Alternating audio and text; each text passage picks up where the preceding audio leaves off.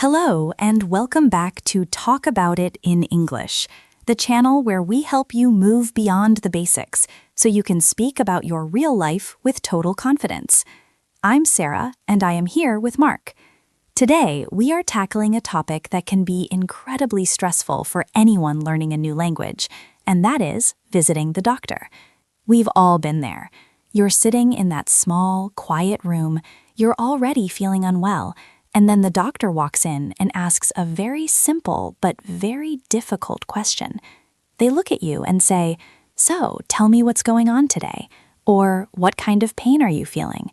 For many of us, our brain immediately goes into survival mode, and we just want to say, "It hurts," or "I have a pain here."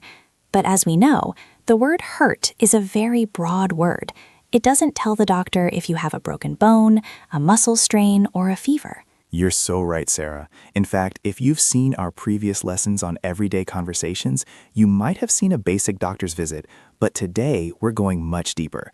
We're going to give you the specific English adjectives and patterns you need to describe exactly what is happening inside your body. This is the difference between getting a general checkup and getting the specific help you need in a high-stakes situation. If you want to make sure you never miss our weekly lessons that help you navigate these real-life moments, make sure you hit that subscribe button and join our community. We're here every week to help you turn your English studies into real-world speaking skills. Let's start with the most common hurdle, which is the type of pain. When a doctor asks, "What does the pain feel like?" they aren't just being polite. They are looking for specific descriptors that point to different medical issues. The first big pair of words you need to know is sharp versus dull. Mark, how would you explain a sharp pain to someone who only knows the word bad? That's a great starting point. I always think of a sharp pain as something that feels like a needle or a knife. It's very sudden and very intense. If you accidentally step on a piece of glass, that is a sharp pain. It's localized, meaning it's in one specific spot, and it usually makes you jump or gasp. In a medical context, you might feel a sharp pain in your stomach or a sharp pain in your tooth. It's like a lightning bolt. On the other hand, a dull pain is the opposite. It's not a sudden spike. It's more like a heavy weight or a deep pressure. If you have a headache that has been there all day and it just feels like your head is heavy and aching, that's a dull pain. It's often spread out over a larger area. You might say, "I have a dull ache in my lower back." That distinction is so important. Let's try to put those into some sentences that our listeners can use. For a sharp pain, you could say, "I feel a sharp stabbing sensation in my chest whenever I take a deep breath." Notice how I used the word stabbing there too. That's another great word for sharp pain. It's very descriptive. For a dull pain, you might say, "It's a dull, constant ache in my shoulder that won't go away." I want you to notice the word ache. We use ache for those dull, long-lasting pains, like a stomach ache or a backache. We rarely say a sharp ache. It just doesn't sound natural in English. That's a key tip. Another word that confuses many learners is throbbing. This is a very specific type of pain that feels like a heartbeat inside your body. If you've ever hit your thumb with a hammer, or if you have a very bad migraine, you know that feeling where the pain goes up and down with your pulse. It feels like the area is expanding and contracting. You would tell the doctor, "My head is throbbing," or "I have a throbbing pain in my foot." It's a rhythmic pain. It's different from a stinging pain, which feels like a burn or an insect bite. If you spill hot coffee on your hand, that is a stinging or burning sensation. It's usually on the surface of the skin. Exactly. And when you can tell a doctor the difference between a throb and a sting, they can immediately start to narrow down what is wrong. If you say it's burning, they might think of a skin irritation or an allergy. If you say it's throbbing, they might look at your circulation or inflammation. Now, let's move on to how the pain moves. This is something doctors always ask about. They might ask, "Does the pain stay in one place or does it move?" The professional word for this is radiate. Radiate is such a powerful word for a B1 learner to use. It makes you sound much more precise. Think of the sun. The sun is in the center, and the light radiates outward in lines. Pain can do the same thing. For example, if you have a problem with your back, the pain might start in your spine and then move down your leg. In that case, you would tell the doctor, "I have a pain in my lower back that radiates down my left leg." Or if you have a very bad sore throat, you could say, the pain in my throat radiates up to my ears.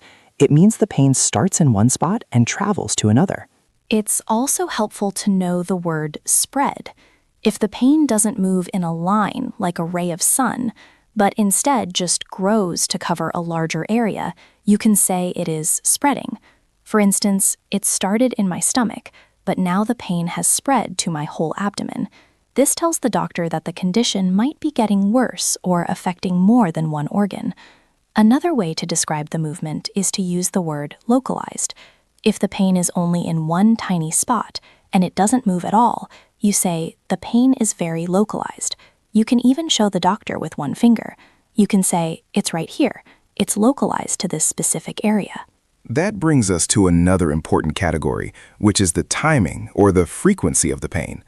Doctors will almost always ask, how often do you feel this? Or is it constant?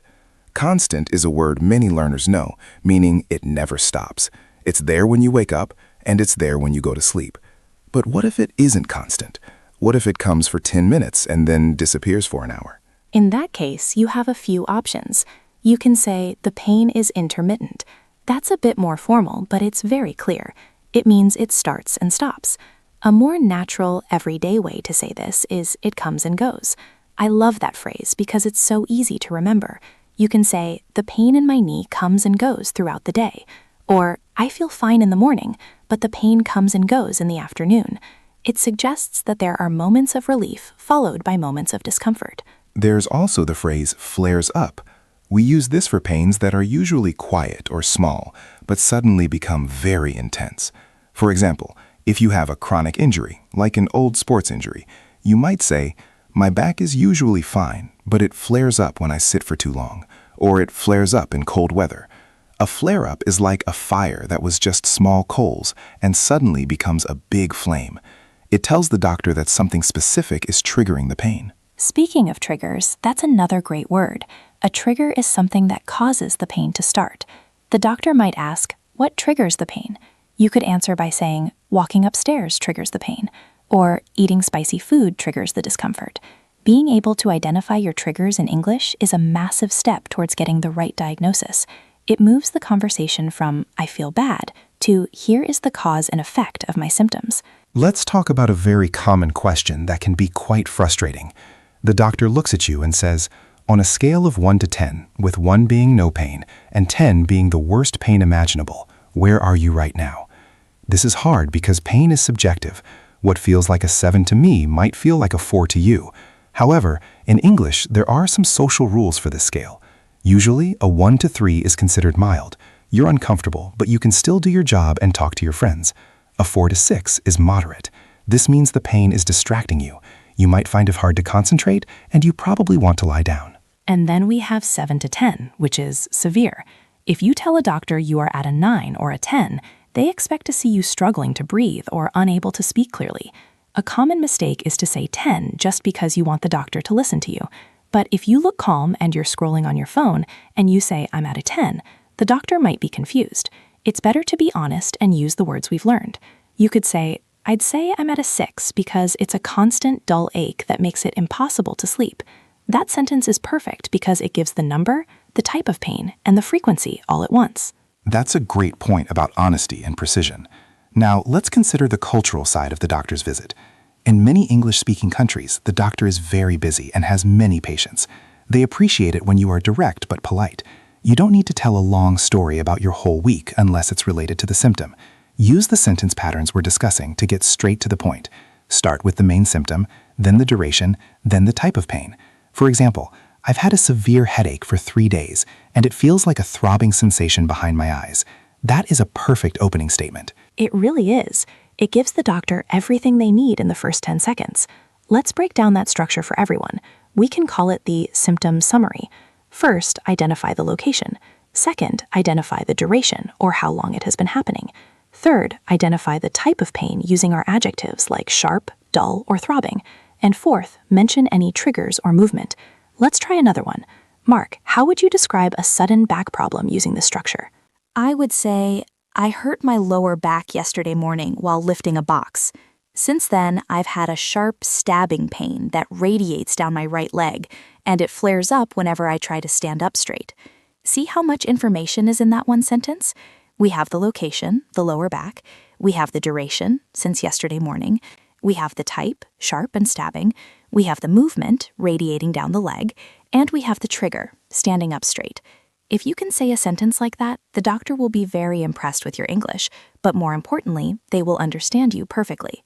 I think it's time for us to do some practice. This is the part of the lesson where we want you to really get these phrases into your mouth. Remember, as we say on this channel, we want the English to stay in your mouth, not just in your head. I'm going to say a sentence, and I want you to repeat it out loud. Don't worry about who is listening. Even if you're on the bus, you can whisper it. The physical act of moving your mouth is what builds the muscle memory. Let's start with a simple one for a dull ache. Repeat after me. I have a dull ache in my shoulders from sitting at my desk all day. Good. Now let's try one for a sharp pain. Repeat after me. I felt a sharp, sudden pain in my ankle when I was running. Great. Now let's try the word radiate. This one is a bit longer, so listen carefully. The pain starts in my neck and radiates up into my head. Excellent. Let's do one more for the frequency.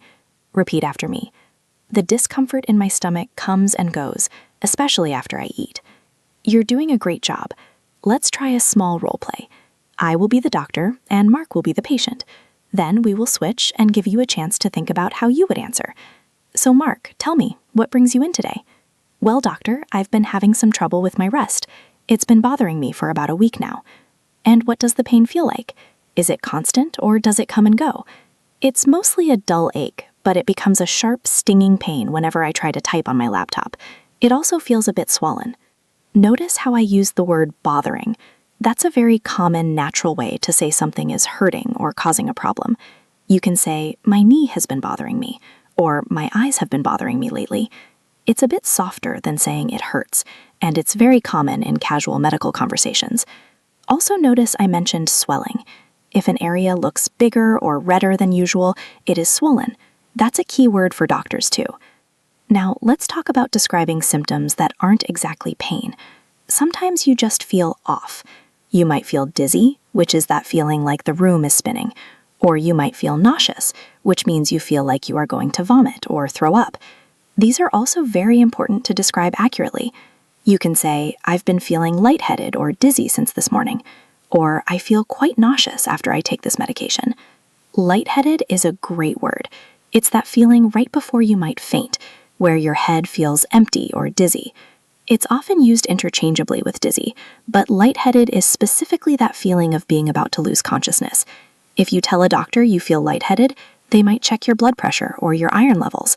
Again, it's all about giving them the right clues so they can solve the mystery of why you feel unwell.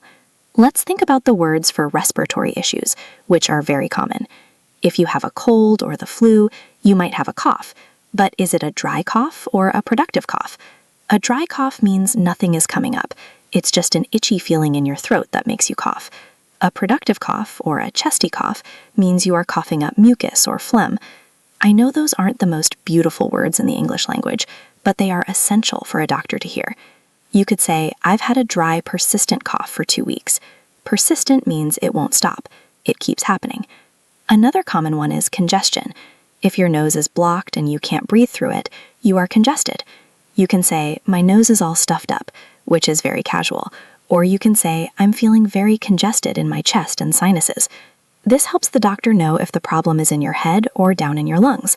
Being able to distinguish between your head, your throat, and your chest is a basic skill, but using words like congested, persistent, and productive takes you to that next level of English proficiency. We've covered a lot of ground today. We've looked at the adjectives for pain, like sharp, dull, throbbing, and stinging. We've looked at how pain moves, using words like radiate and spread. We've discussed the timing, using phrases like comes and goes or flares up. And we've looked at the importance of being specific with words like dizzy, nauseous, and congested. It might feel like a lot to remember, but you don't have to learn them all at once. That's right. The best way to use this lesson is to pick the 3 or 4 words that relate to a problem you actually have or have had in the past. Think about the last time you felt unwell. How would you describe it now using these new words? Would you still just say it hurt? Or could you say you had a dull, persistent ache? By connecting these words to your own life and your own history, you will remember them much longer than if you just try to memorize a list. Before we wrap up, I want to give you a little bit of advice for your next appointment. Many people find it helpful to write down their symptoms before they go to the doctor. Because you're speaking English as a second language, you might feel extra nervous in the moment. If you have a small piece of paper where you've written sharp pain, right side, radiates to back, triggers sitting, you won't have to worry about your brain going blank. You can even show the paper to the doctor if you are really struggling. They will appreciate your preparation. That is such a practical tip, Sarah. It takes the pressure off your speaking and lets you focus on the communication. And remember, the goal isn't to be a medical expert. The goal is to be a clear communicator. Even if your grammar isn't perfect, if you use the word throbbing correctly, the doctor is going to know exactly what you mean. That is the power of vocabulary. It's the building block of real-life English. We hope this lesson has made you feel a little more prepared and a little more confident about your next medical encounter. We know how hard it can be to talk about health in another language, but you are doing the work, and it will get easier every time you practice. If you found these specific words and phrases helpful, please give this video a like.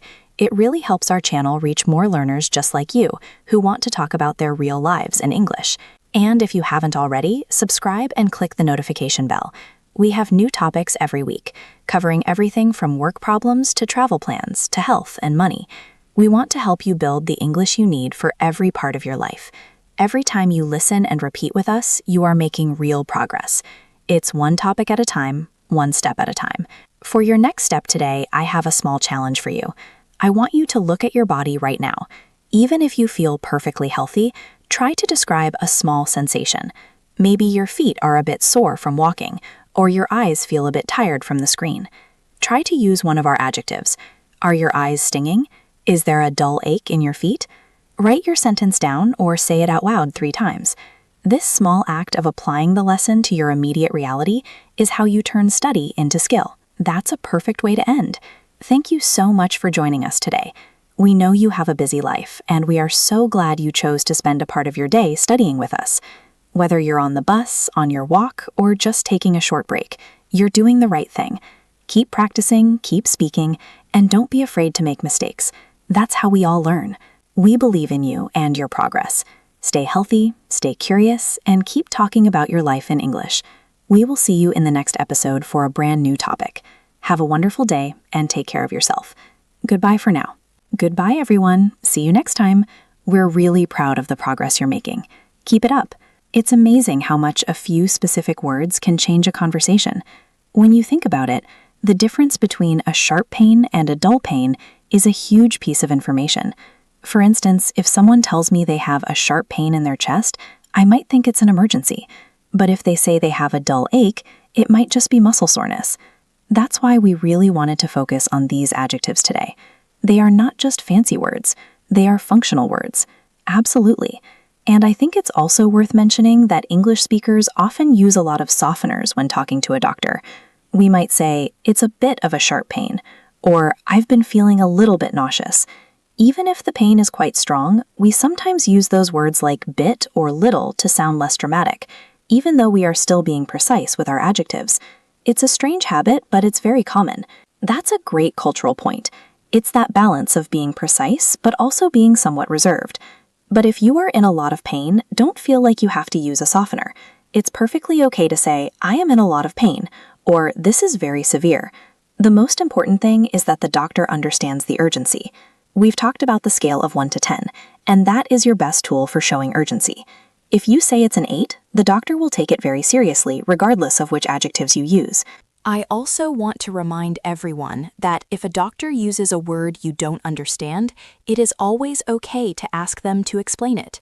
You can say, I'm sorry, I don't know that word. Could you explain it in simpler English? Or, what does that mean in everyday terms? Doctors are used to explaining complex things to people who aren't medical professionals, so they are usually very happy to simplify their language for you. Don't feel embarrassed. Your health is the priority. That's right. A medical appointment is a two-way conversation. It's about you giving information and you receiving information. If you can do the first part well, which is giving the information about your symptoms, the second part will be much easier. You'll be able to understand the doctor's advice because you've already established a clear line of communication. It's about building that bridge. Think about how much more relaxed you will feel the next time you have to go to the clinic. Instead of worrying about what to say, you can just go through your checklist: location, duration, type, frequency. It's like a formula for success. And the more you use these words in your daily thoughts, the more they will be there for you when you really need them. We've really enjoyed breaking this down with you today. It's one of those topics that people often forget to study until they actually need it, but being prepared ahead of time is the best way to reduce anxiety. We want this channel to be a resource you can come back to whenever a new situation arises in your life. Whether you're starting a new job, moving to a new house, or just trying to describe your weekend, we want to give you the specific tools for those moments. And that's exactly why we do what we do. Real-life English for real-life people. No more boring grammar exercises that you'll never use. Just practical, useful, and actionable lessons. We're so glad you're part of this journey with us. Every week, we see more people commenting and sharing their stories, and it's so inspiring to see how much progress you're all making. It really is. So one last reminder, if you haven't subscribed yet, please do so. It means a lot to us and helps us keep creating these long-form, deep-dive lessons for you. We want to make sure you have everything you need to succeed. And don't forget the bell icon so you know the second we post a new topic. We have some great ones coming up that we think you're going to love. We certainly do.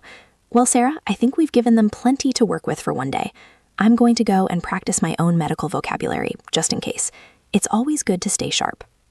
Stay sharp, but hopefully without any sharp pains. Thanks again for listening, everyone.